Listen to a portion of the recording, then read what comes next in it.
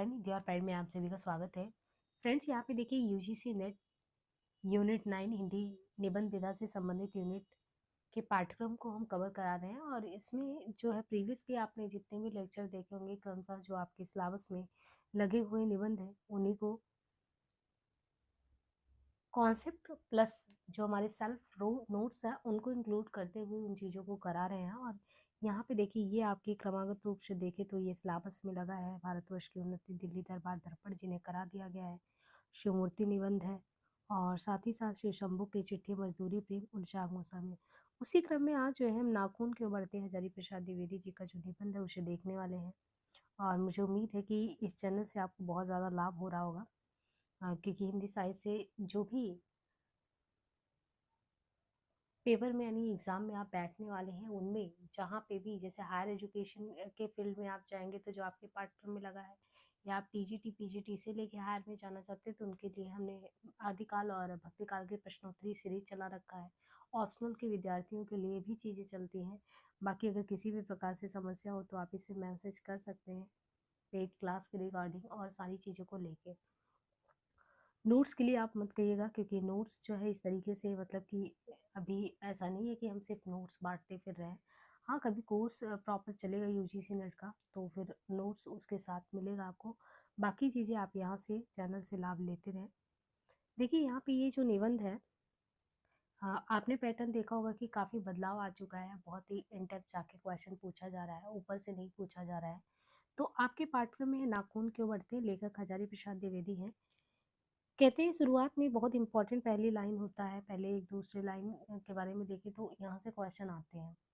बच्चे कभी कभी चक्कर में डाल देने वाले प्रश्न कर बैठते हैं। ऐसा लेखक खुद कह रहे हैं हजारी प्रसाद जी कि बच्चे क्या होते हैं कि कभी कभी चक्कर में डाल देने वाले प्रश्न कर बैठते हैं। कैसे? अब पिता वहाँ पे बहुत ही अल्पज्ञ हो जाता है, ऐसा लगता है पिता को कुछ पता ही नहीं है। तो अल्पज्ञ पिता बड़ा दयनीय जीव है। क्यों? क्योंकि बच्चे ऐसा क्वेश्चन कर लिए, पिता को समझ में नहीं आता इसका उत्तर क्या दे। तो उस समय क्योंकि बच्चों के अंदर जिज्ञासा बहुत ज्यादा होती है, कहते हैं कि मेरी छोटी लड़की ने जब उस दिन पूछ दिया कि आदमी के नाखून क्यों बढ़ते हैं तो मैं सोच ही नहीं पाया कि हर तीसरे दिन नाखून बढ़ क्यों जाते हैं। बच्चे कुछ दिन तक अगर उन्हें बढ़ने दे तो माँ बाप अक्सर उन्हें डांटा करते, पर कोई नहीं जानता कि अब आगे नाखून क्यों इस प्रकार बढ़ा करते हैं। काट दीजिए, वे चुपचाप दंड स्वीकार कर लेंगे, पर निर्लज अपराधी की बात फिर छूटते ही सेंध पर हाजिर यानी फिर बढ़ जाते हैं। आखिर ये इतने बेहिया क्यों है? कहते हैं कि कुछ लाख वर्षों की बात है जब मनुष्य जंगली हुआ करता, वनमानुष जैसा, उसे नाखून की जरूरत थी। उसका जीवन रक्षा के लिए बहुत जरूरी था, क्योंकि आज की तरह गोलाबारूद तो नहीं था तब। हम लोग प्रकृति में विचरण करते, और प्रकृति में विचरण करते तो हमें सुरक्षा का भाव जो रहता, सुरक्षा का भाव, उसके लिए हमारे पास नाखून होता। असल में वही उसके अस्त्र होते थे। तब तो लोग इस्तेमाल करते अस्त्र के रूप में नाखून को। दांत भी थे, नाखून के बाद ही उनका स्थान था, नहीं दांत के बाद। उन दिनों उन्हें जूझना पड़ता था, प्रतिद्वंदियों को बछाड़ना पड़ता था। नाखून उनके लिए आवश्यक अंग थे। फिर क्या हुआ? धीरे धीरे वो अंग से बाहर की वस्तुओं का सहारा लेने लगे। पत्थर के ढेले और पेड़ के डाले काम में लाने लगे। रामचंद्र जी की वानरी सेना के पास कुछ ऐसा ही वस्त्र था। उसने हड्डियों के भी हथियार बनाए। इन हड्डी के हथियारों में सबसे मजबूत और सबसे ऐतिहासिक था देवताओं के राजा का वज्र, जो दधीचि मुनि की हड्डियों से बना था। मनुष्य और आगे बढ़ा, तो आगे ही बढ़ते मनुष्य जब आगे बढ़ा उसने धातु के हथियार बनाए। जिनके पास लोहे के शस्त्र थे वे विजयी हुए। देवताओं के राजा तक को मनुष्यों के राजा से इसलिए सहायता लेनी पड़ती थी कि मनुष्य के राजा के पास लोहे के अस्त्र थे।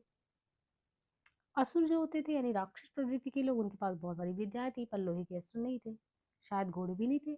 आर्यों के पास ये दोनों ही चीजें रही होंगी। आर्य विजयी हो गए, फिर इतिहास अपनी गति से बढ़ता गया।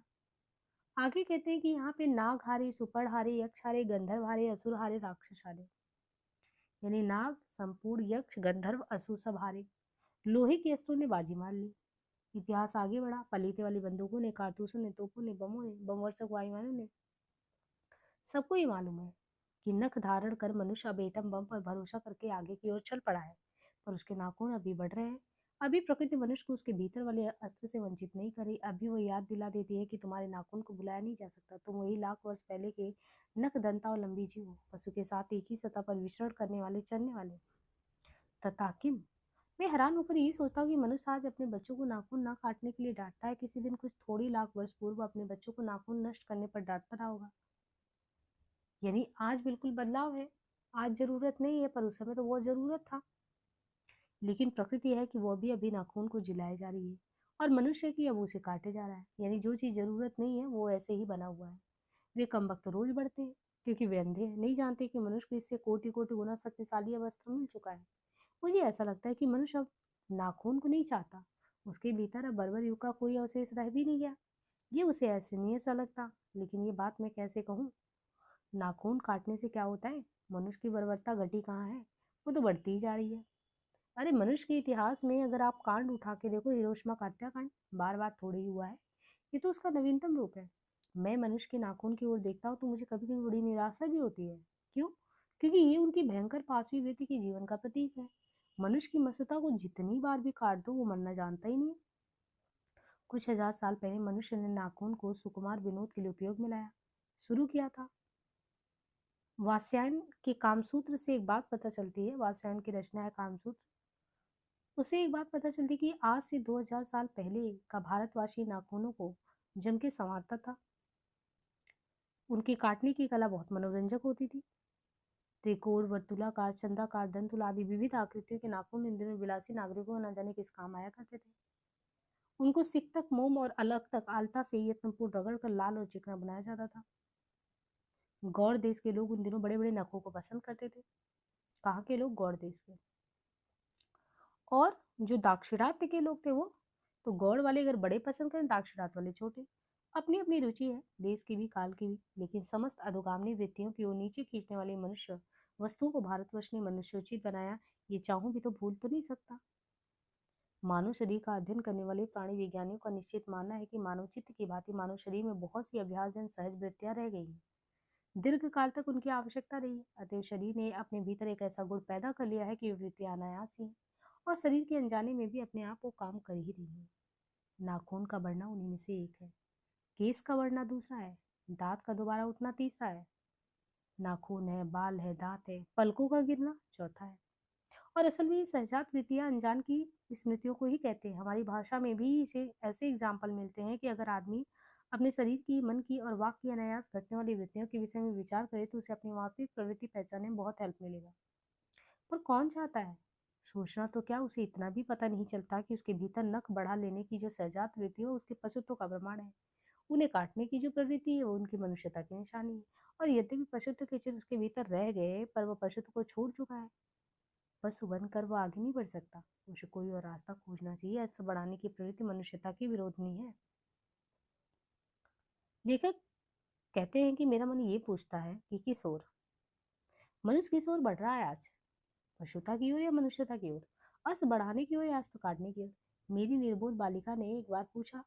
मानो मनुष्य जाति से प्रश्न कर दिया। और जानते हो नाखून क्यों बढ़ते हैं? ये हमारी पशुता के अवशेष है। मैं भी पूछता हूँ, जानते हो ये अस्त्र शस्त्र क्यों बढ़ रहे हैं? ये हमारी पशुता की निशानी है।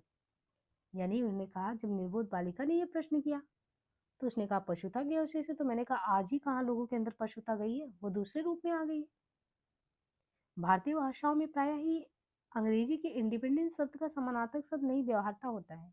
15 अगस्त को जब अंग्रेजी भाषा के पत्र इंडिपेंडेंस की घोषणा कर रहे थे, देसी भाषा के पत्र स्वाधीनता दिवस की चर्चा कर रहे थे, इंडिपेंडेंस का अर्थ क्या है? अधीनता या किसी की अधीनता का भाव। पर स्वाधीनता शब्द का अर्थ है अपने ही अधीन रहना। अंग्रेजी में कहना हो तो सेल्फ डिपेंडेंस कह सकते हैं। मैं कभी कभी सोचता हूँ कि इतने दिनों तक अंग्रेजी की अनुवृत्ता करने के बाद भी भारतवर्ष इंडिपेंडेंस को अधीनता क्यों नहीं कहा सका। उसने अपनी आज़ादी की जितने भी नामकरण किए, स्वतंत्रता, स्वराज, स्वाधीनता, उन सब में स्व का बंधन है। ये क्या संयोग की बात है? ये हमारी समूची परंपरा ही अनजान में हमारी भाषा के द्वारा प्रकट होती रही है। मुझे प्राण विज्ञान की बात फिर से याद आती है। क्या? सहजात वृत्तियां अनजानी स्मृतियों का ही नाम है।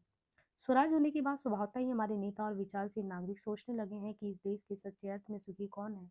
हमारे देश के लोग पहली बार ये सब सोचने लगे ऐसी बात नहीं है। हमारा इतिहास बहुत पुराना है। हमारे शास्त्रों में इस समस्या को नाना भाव और नाना पहलुओं से विचारा भी गया है। हम कोई नौसिखिए नहीं है जो रातों रात अनजान जंगल में पहुंचकर आरक्षित छोड़ दिए गए। हमारी परंपरा महिमा में उत्तराधिकार विपुल और संस्कार उज्ज्वल है। हमारे अनजान में भी ये बातें हमें एक खास दिशा में सोचने की प्रेरणा देती है। जरूर है, परिस्थितियां बदल गई हैं, उपकरण नए हो गए और उलझनों की मात्रा भी बहुत बढ़ गई, पर मूल समस्याएं बहुत ज्यादा नहीं बदली। भारतीय चित्त जो आज भी अनाधीनता के रूप में न सोचकर स्वाधीनता के रूप में सोचता, वो हमारे दीर्घकालीन संस्कारों का ही तो फल है। वो स्व के बंधन को आसानी से नहीं छोड़ता। अपने आप पर अपने आप के द्वारा लगाया हुआ बंधन हमारी संस्कृति की बड़ी भारी विशेषता है।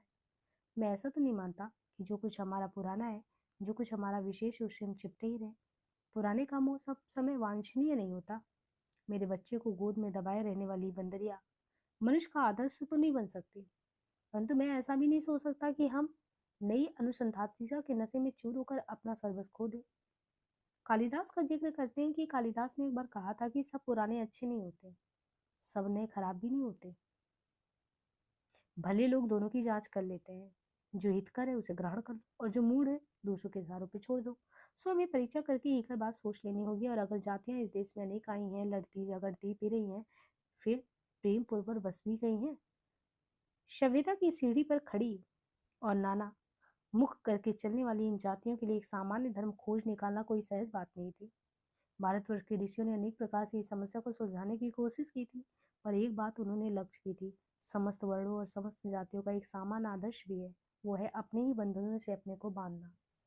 मनुष्य पशु से किस बात में भिन्न है? आहार निद्रा आदि पशु सुलभ स्वभाव उनके ठीक वैसे ही है जैसे अन्य प्राणियों के हैं, लेकिन वह फिर भी पशु से भिन्न है। उसमें संयम है, दूसरों के सुख दुख के संवेदना है, श्रद्धा है, तप है, त्याग है।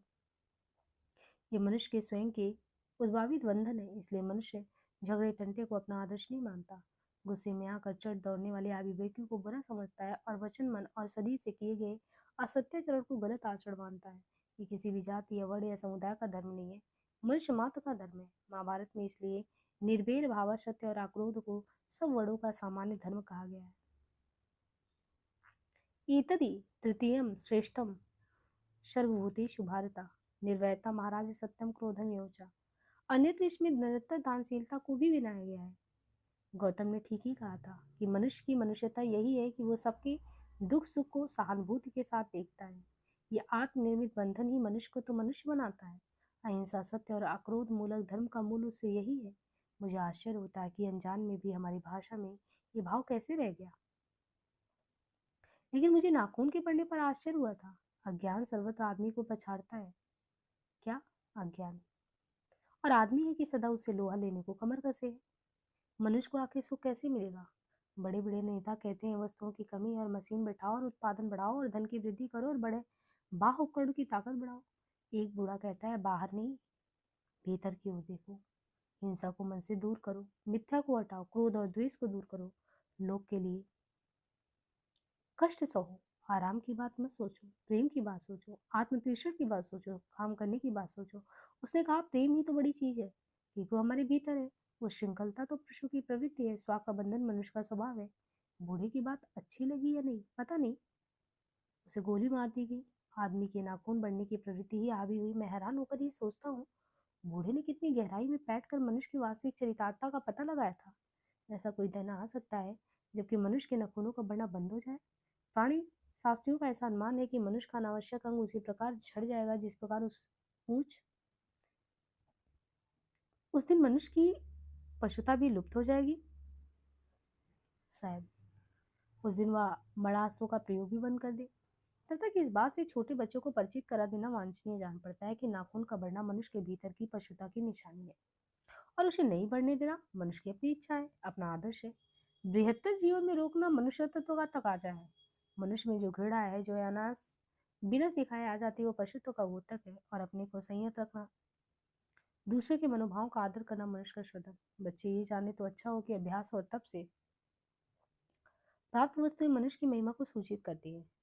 सफलता और चरितार्थता में अंतर है। मनुष्य मणास्त्रों के संचयन से बाहुकड़ों के बाहुल से उस वस्तु को पा भी सकता है जिसे उसने बड़े आडंबर के साथ सफलता का नाम दिया है, परंतु मनुष्य की चरितार्थता में प्रेम में है, मैत्री में है, त्याग में है, अपने को सबके मंगल के लिए निशेष भाव से दे देने में है।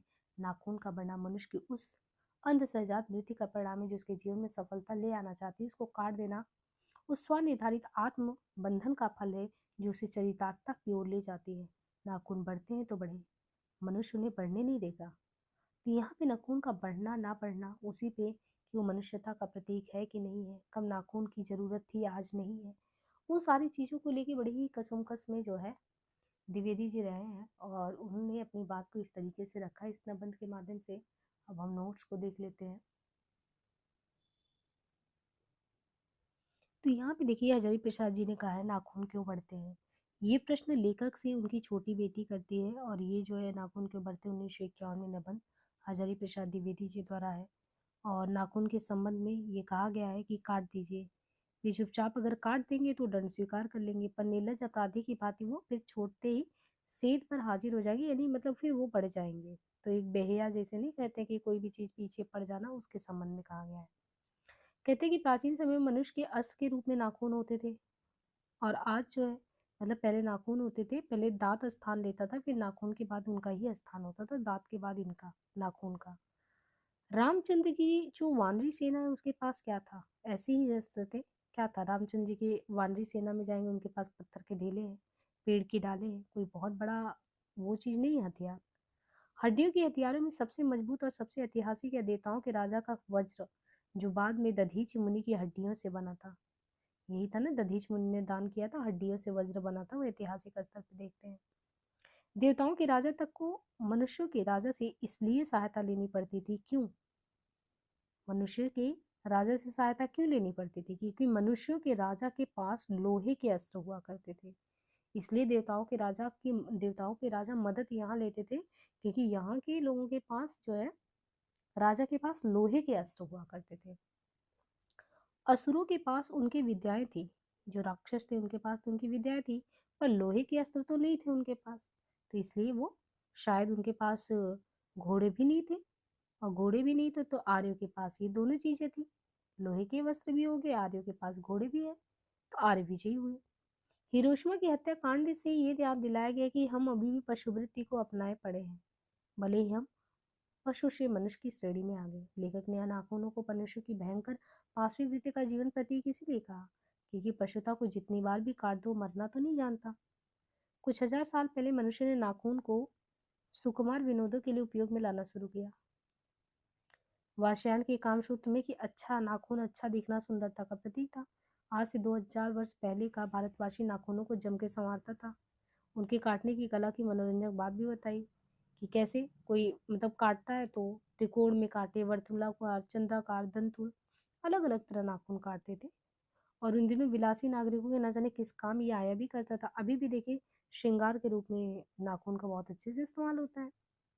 कहते उनको सिक तक मोम और अलग तक अलता से यत्नपूर्वक रगड़ कर लाल और चिकना भी बनाते थे। अभी भी अलता वगैरह तो लगाते ही हैं। गौड़ देश के लोग उन दिनों बताते थे, उन दिनों की बात है, गौड़ देश के लोग जब नाखून होता था उसको पसंद भी करते थे। और बड़े बड़े कौन करते थे? गौड़ देश वाले। छोटे छोटे जो करते थे वो दाक्षिणात्य वाले करते थे। मानव शरीर का अध्ययन करने वाले प्राणी विज्ञानियों का निश्चित मानना है कि मानव चित्त की भांति मानव शरीर भी बहुत सी अभ्यासजन सहज वृत्तियां वो रह गई हैं। लंबे समय तक अगर देखेंगे तो आवश्यकता रही, अतः शरीर ने अपने भीतर एक ऐसा गुण अब बना ही लिया कि वे वृत्तियां अनायास ही हैं, अनजाने ही हैं। अब नाखून का बढ़ना ही देख लो, उनमें से एक है बाल का बढ़ना। जैसे नाखून का बढ़ना एक है, केस बाल का बढ़ना, दांत का दोबारा, पलकों का गिरना। असल में सहजात वृत्तियां अनजान की स्मृतियों को ही कहते हैं। असल वृत्तियां है क्या? असल में सहजात वृत्तियां अनजान की स्मृतियों को ही कहते हैं। अगर आदमी अपने शरीर की, मन की और वाक्य की, किसकी? आदमी अपने शरीर की, मन की, वाक्य की अनायास घटने वाली वृत्तियों के विषय में विचार करे तो उसे अपनी वास्तविक प्रवृत्ति पहचानने में बहुत सहायता मिलेगा। पर कौन इस बात का सोचता है? सोचना तो क्या, उसे इतना भी पता नहीं चलता कि उसके भीतर नख बढ़ा लेने की जो सहजात वृत्ति हो वो उसके पशुत्व का प्रमाण है। उन्हें काटने की जो विशेषता है वो उनकी मनुष्यता की। अगर हम काट रहे हैं तो मनुष्य है, नहीं है तो वो पाशविक वृत्ति में अभी भी जी रहे हैं। तो लेखक ने यही चीज बताया ना कि नख क्यों बढ़ा रहे हैं, उसे उसके पशुत्व की निशानी ही तो मान रहे हैं, और काट लेने को मनुष्यता की। इंडिपेंडेंस से स्वतंत्रता के संबंध में बताया कि अंग्रेजी भाषा इंडिपेंडेंस की घोषणा में देखिए स्वाधीनता दिवस की, तो इंडिपेंडेंस का मतलब है अनाधीनता या किसी की अधीनता का भाव, और स्वाधीनता शब्द का अर्थ अपने ही अधीन रहना। अंग्रेजी में कहते हैं सेल्फ डिपेंडेंस कहना। पुराने का मोह सब समय वांछनीय ही नहीं होता। मरे बच्चों को गोद में दबाए रहने वाली जो बंदरिया है, मनुष्य का आदर्श नहीं वो बन सकती। तो पुराने की मोह को छोड़ने के लिए भी बताया है, बंदरिया से भले ही तुलना किया है।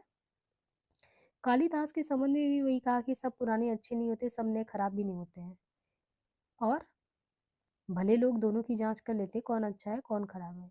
तो जो हितकर है उनको एक्सेप्ट कर लेते, मूढ़ लोग दूसरों के इशारों पर भटकते रहते हैं। कालिदास के संबंध में उनके द्वारा कहलाया गया। महाभारत में इसलिए कहते निर्भय भाव, सत्य और आक्रोध को सब वर्गों का समान धर्म कहा गया, क्योंकि वहां पे अनुशासन पर अनुशासन पर्व का एतादि त्रियम श्रेष्ठम सर्वभूतेषु भारतम निर्भयता महाराज सत्यम क्रोधम यौम चा, इनका प्रयोग किया गया है गौतम के संबंध में कि उन्होंने ठीक कहा था कि मनुष्य की मनुष्यता यही है कि वह सबके दुख को सहानुभूति के साथ देखता है। किसने कहा? गौतम ने ठीक ही कहा था कि मनुष्य की मनुष्यता यही है कि वो सबके दुख सुख को सहानुभूति के साथ देखता है। यह आत्मनिर्मित बंधन ही तो मनुष्य को मनुष्य बनाता है। हिंसा, सत्य और अक्रोध मूलक धर्म का मूल उद्देश्य यही है। अज्ञान क्या है? अज्ञान सर्वत्र आदमी को पछाड़ता है। अज्ञान जो है पीछे कर देता है और आदमी है कि सदा उसे लोहा लेने को तैयार रहता है। मनुष्य को सुख कैसे मिलेगा? बड़े बड़े नेता कहते हैं वस्तुओं की कमी है और मशीन बैठाओ और उत्पादन बढ़ाओ और धन की वृद्धि करो और बाहुकरणों की ताकत बढ़ाओ। एक बूढ़ा कहता है बाहर नहीं, भीतर की ओर देखो, हिंसा को मन से दूर करो, मिथ्या को हटाओ, क्रोध और द्वेष को दूर करो, लोग के लिए कष्ट सहो, आराम की बात मत सोचो, आत्मतुष्ट की बात सोचो, काम करने की बात सोचो। उसने कहा प्रेम ही बड़ी चीज है, प्रेम ही बड़ी चीज है क्योंकि वो हमारे अंदर है और श्रृंखलता पशु की प्रवृत्ति है, स्व का बंधन मनुष्य का स्वभाव है। गांधी जी। तो क्या है? प्रेम बड़ी चीज है क्योंकि वह हमारे भीतर है। बच्चे ये जाने तो अच्छा ही होगा कि अभ्यास और तप से प्राप्त वस्तुएं मनुष्य की महिमा को सूचित करती हैं। सफलता और चरितार्थ में अंतर है। क्या है? मनुष्य मरास्त्रों का संचयन से बाह्य उपकरणों के बाहुल्य से उस वस्तु को पा भी सकता है जिसने बड़े आडंबर के साथ सफलता का नाम दे रखा है, परंतु मनुष्य की चरितार्थ प्रेम में है, मैत्री में है, त्याग में है। वो सबके मंगल के लिए निशेष भाव से दे देता है। तो नाखूनों का बढ़ना मनुष्य की उस अंध सहजात प्रवृत्ति या वृत्ति के संबंध में कहा गया है। नाखून बढ़ते हैं तो बढ़े, मनुष्य उन्हें बढ़ने नहीं देगा ना। इसका मतलब कि पाश्विक वृत्तियों को बढ़ने नहीं देगा। और प्राणी शास्त्रियों के अनुमान के अनुसार देखें तो मनुष्य का अनावश्यक अंग उसी प्रकार झड़ जाएगा जिस प्रकार उसकी पूंछ, यानी एक समय पूंछ हुआ करता था, अब पूंछ की जरूरत नहीं है तो वो नहीं रहेगा, उस दिन मनुष्य की पशुता भी लुप्त हो जाएगी। तो उसी से इन्होंने जोड़ के उस चीज को बताया। तो ये नाखून क्यों बढ़ते हैं निबंध जो है हजारी प्रसाद द्विवेदी के द्वारा था। तो हमने ये निबंध देख लिया, बहुत बड़ा निबंध नहीं रहा। बाकी कुछ निबंध जो आपके पाठ्यक्रम में वो काफ़ी बड़े हैं और उन्हें भी करते रहेंगे। चैनल पे आपको उपन्यास कराए गए हैं, उन उपन्यास को भी देखते रहिए। यूनिट 10 के भी सिलेबस को कवर कराए गए, उन्हें भी देखते रहें। आज के लिए इतना ही और लाइक से सब्सक्राइब करना ना भूलें। धन्यवाद।